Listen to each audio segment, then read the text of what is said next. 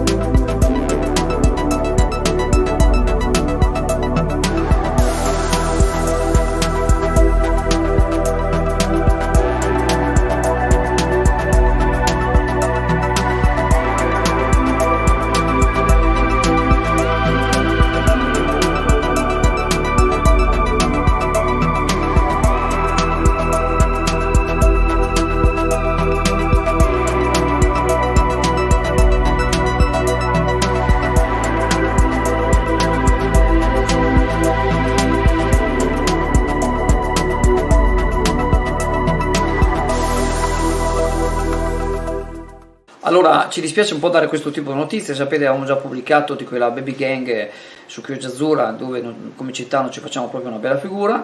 Ieri abbiamo avuto un altro problema, questa volta non creato da ragazzi ma dei giovani probabilmente originari di Jesolo, che sono saliti a bordo della corriera di arriva che porta, fa la linea all'aeroporto Marco Polo, da Chioggia, da Sottomarina all'aeroporto Marco Polo. Immediatamente questi hanno cominciato a creare disagio perché pretendevano essere portati a Jesolo e alla fine, dopo una lunga trattativa, tra virgolette ritardando la partenza della corriera, hanno pagato una parte della tratta. Poi però per tutto il viaggio hanno condotto una condotta molto aggressiva, e in particolare uno di questi 4 ragazzi, 2 erano tutti probabilmente originari di Jesolo, 2 probabilmente, visto il loro aspetto fisico, figlio di immigrati nordafricani. Uno di questi in particolare è stato particolarmente aggressivo verso l'autista e più volte è andato proprio viso a viso con minacce, malgrado più di qualche passeggero ha cercato di intervenire per ricomporre la situazione, richiamando alla calma questi ragazzi, non c'è stato verso. Uno di questi, sempre di colore, si è messo anche a fumare e ai richiami dell'autista gli dava del razzista. Ecco, poi l'autista a quel punto avrebbe potuto tranquillamente decidere di fermare la corriera in modo di far intervenire le forze dell'ordine, ma aveva a cuore il viaggio, di portare a destinazione delle persone che sapeva che avevano necessità di arrivare all'aeroporto Marco Polo. Poi a Mestre questi sono scesi, hanno iniziato a creare problemi al terminale della TVO, ma lì c'è la polizia, il presidio ufficio della polizia, quindi pensiamo che la cosa sia stata ricondotta poi dalle forze dell'ordine.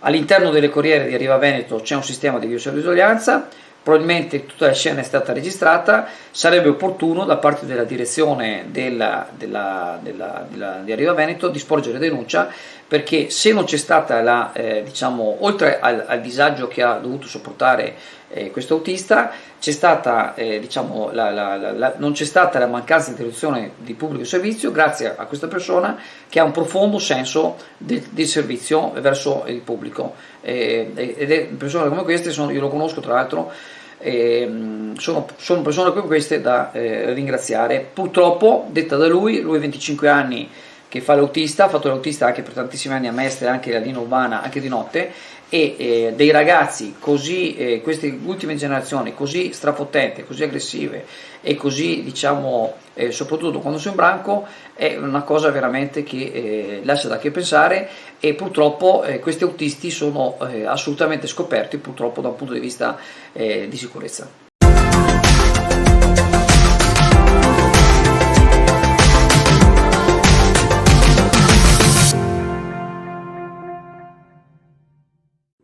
Il Partito Democratico ha pensato di dare qualche suggerimento al sindaco Mauro Ormelao su vari temi. Fa notare Lucio Tiozzo, consigliere, che le telecamere della ZTL non sono ancora state messe in funzione, seppur già installate dalla precedente amministrazione.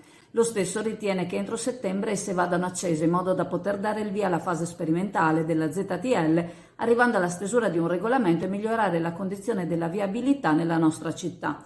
Per il piano parcheggi il Partito Democratico suggerisce di individuare nuovi spazi presso l'isola dei Saloni e Val d'Ario, unendoli al centro città grazie a dei bus navetta elettrici, individuando anche nella loggia dei Bandi il luogo deputato per un presidio della polizia locale. Era stato promesso che il 1° giugno la loggia dei Bandi sarebbe stata aperta come punto di informazione turistica, ma tuttora è ancora chiusa e quindi potrebbe essere usata per evidenziare la presenza di un controllo nel territorio, nel centro storico. Conclude Tiozzo che si tratta di un impegno prioritario che si deve prendere, perché altrimenti si corre il rischio di depauperare i vantaggi che stiamo avendo dall'immagine positiva che la città sta riflettendo al di fuori, a causa proprio del caos che si viene a creare a causa della mancata attivazione della ZTL.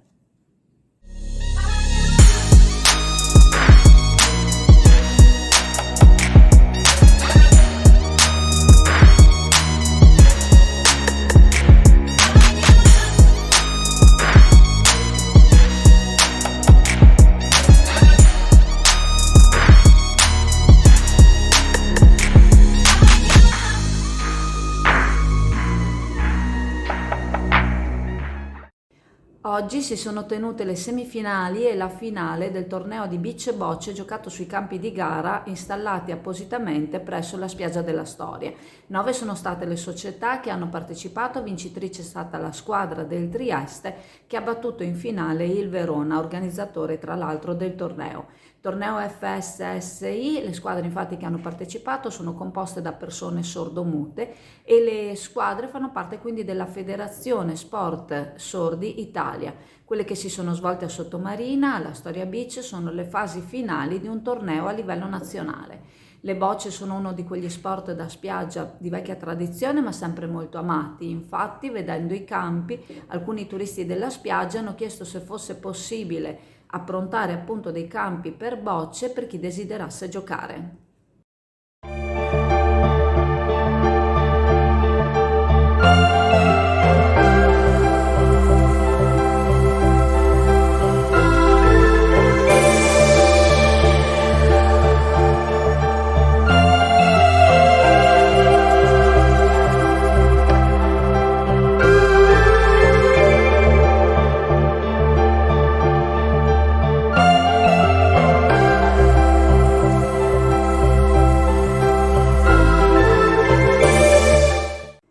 Per circa 4 mesi, a partire da domani 11 luglio, verrà modificata la viabilità sul ponte Articioco a Cavanella Po, Adria. Verrà istituito il senso unico alternato, regolato da movieri o da impianto semaforico, in modo da permettere l'intervento di manutenzione straordinaria del manufatto che si trova al di fuori del centro abitato. I lavori vengono eseguiti per conto di Infrastrutture Venete, azienda a livello regionale. Si prevede che i lavori durino fino al 30 di novembre, salvo imprevisti. Per agevolare il traffico veicolare che viene spostato sulla strada del Pastore, quest'ultima è stata asfaltata in modo da migliorare la transibilità. A 400 metri di questo ponte se ne trova un secondo strutturalmente compromesso e di proprietà della provincia di Rovigo, per il quale la stessa provincia ha presentato il progetto per la realizzazione di uno nuovo. La struttura del ponte è stata compromessa dall'urto di un natante e il progetto della nuova infrastruttura è stato finanziato dal consorzio di bonifica. I fondi per la realizzazione saranno invece fondi pubblici veicolati attraverso la provincia di Rovigo. La gara d'appalto è stata già indetta e le offerte sono state presentate. La ricostruzione, si presume, partirà a partire dal prossimo settembre. SD Auto. Aperta a tempo pieno tutte le sue attività di vendita nella sede di Borgo San Giovanni 1195 a Chioggia e in quella di via Emanuele Filiberto 27 ad Adria. Noleggio auto, officina, carrozzeria e centro revisioni.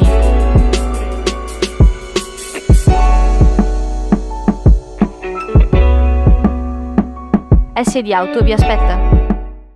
Ha appena finito gli esami di terza media ed è stato chiamato dall'Under 15 A e B dell'Inter. Si tratta di Kevin Moressa, chioggiotto, giovane promessa del calcio, classe 2008. Ha iniziato con la Clodiense, arrivando al Padova e ora all'Inter. Un ragazzo come tanti nella quotidianità, ma un guerriero quando si tratta di scendere in campo. Ha grinta da vendere, il suo ruolo è quello di centrocampista offensivo. Si può dire che sia nato giocando a calcio. Il suo giocattolo preferito da quando ha cominciato a gattonare è stato il pallone. Il suo desiderio è stato sempre quello di giocare in una squadra di calcio. Per questo motivo a soli 3 anni e mezzo ha cominciato a muoversi nella Clodiense, dove ha imparato appunto a come muoversi in campo fino ai 10 anni. Era in quarta elementare quando è stato chiamato al Padova e a scuola seguiva il tempo pieno, per cui terminando alle ore 16, quindi per motivi organizzativi ha terminato la quarta giocando con la Clodiense, ma ha iniziato la quinta giocando con il Padova, cambiando scuola, cambiando squadra, cambiando i compagni di entrambe. Per arrivare in tempo agli allenamenti mangiava e studiava in macchina durante il tragitto.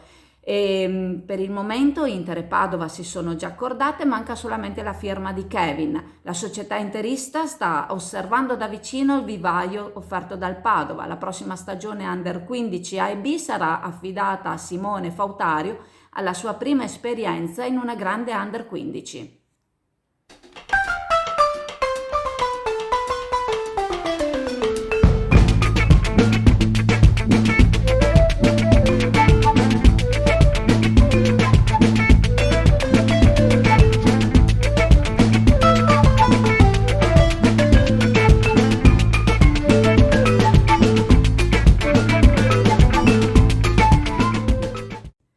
Venerdì 22 luglio prossimo a Sottomarina sarà organizzata una grande simultanea di scacchi dal Circolo Scacchistico Clodiense con il giovane grande maestro Lorenzo Lodici, che affronterà in contemporanea 30 giocatori. Lodici, chioggiotto, studente di ingegneria all'Università di Padova, è uno dei più brillanti scacchisti italiani e ha vinto il campionato nazionale assoluto nel 2018. Presentazione, arbitraggio e commento saranno affidati all'arbitro internazionale Renzo Renier.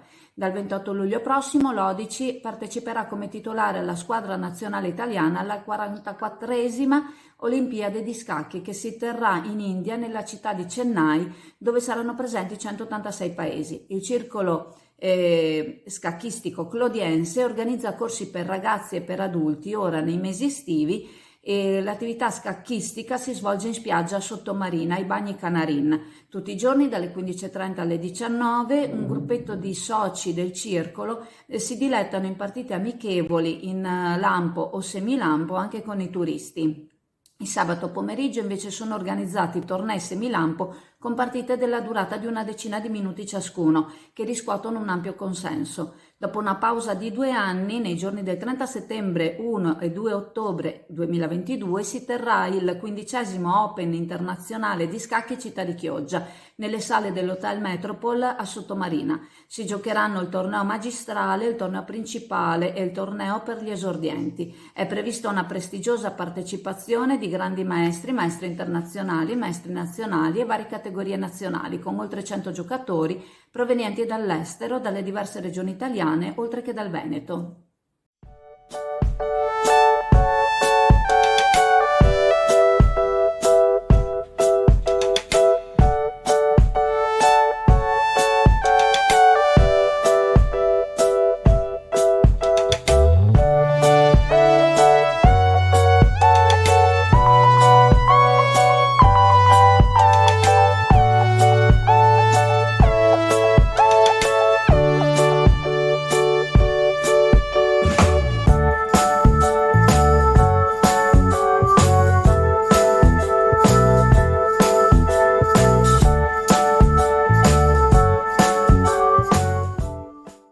Dunque, la notte scorsa è mancato Danilo Boscolognolo, detto Canarin, conosciuto da tutti i Canarin, era il decano dei balneari, una scomparsa che lascia rammaricati tantissimi, e alla fine del telegiornale potrete sentire il ricordo del presidente di Ascot Giorgio Bellemmo, che proprio lo precisa. Ha iniziato il suo percorso come così direttore di tanti di queste associazioni che appunto seguono gli interessi e le difficoltà appunto degli stabilimenti balneari, dei campeggi e delle spiagge praticamente, e la scomparsa di questa persona insomma è veramente una grave perdita per tutto quanto il comparto.